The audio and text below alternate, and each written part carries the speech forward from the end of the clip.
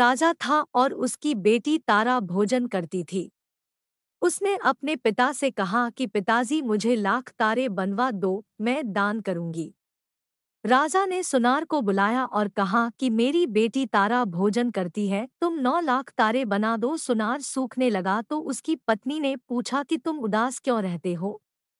उसने कहा, राजा ने 9 लाख तारे बनाने को कहा है, मैं कैसे बनाऊं?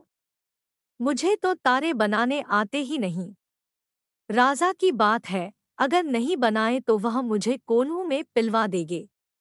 उसकी पत्नी ने कहा, इसमें परेशान होने की क्या बात है?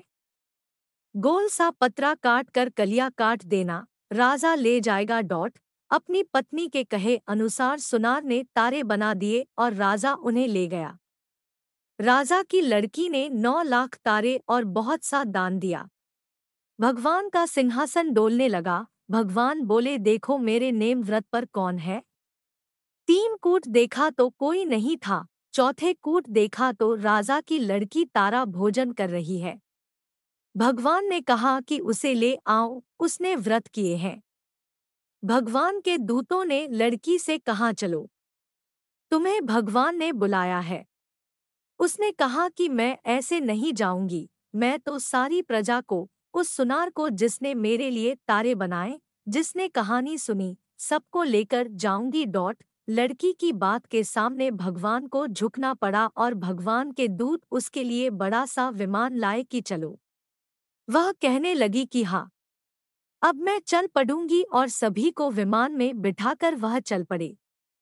रास्ते में राजा की बेटी को अपने ऊपर घमंड हो गया कि यदि मैं तारा भोजन व्रत नहीं करती तो सबको स्वर्ग की प्राप्ति नहीं होती। लड़की के ऐसा सोचते ही दूत ने उसे बीच रास्ते में ही नीचे उतार दिया। दूत जब भगवान के पास पहुंचे तो भगवान बोले कि इन सब में तारा भोजन करने वाली लड़की कौन सी है। दूत बोले कि उसे अपने ऊपर घमंड हो गया था, इसलिए हम उसे बीच रास्ते में ही छोड़ आए। भगवान बोले कि नहीं, उसे वापस लेकर आओ। लड़की ने 7 बार क्षमा याचना की, क्षमा क्षमा क्षमा क्षमा क्षमा क्षमा क्षमा करो भगवन। इस कहानी को कहने अथवा सुनने के बाद कहना चाहिए कि जैसे राजा की लड़की को भगवान ने क्षमा दान देकर स्वर्गलोक प्रदान किया, वैसा स्वर्ग सबको प्राप्त हो।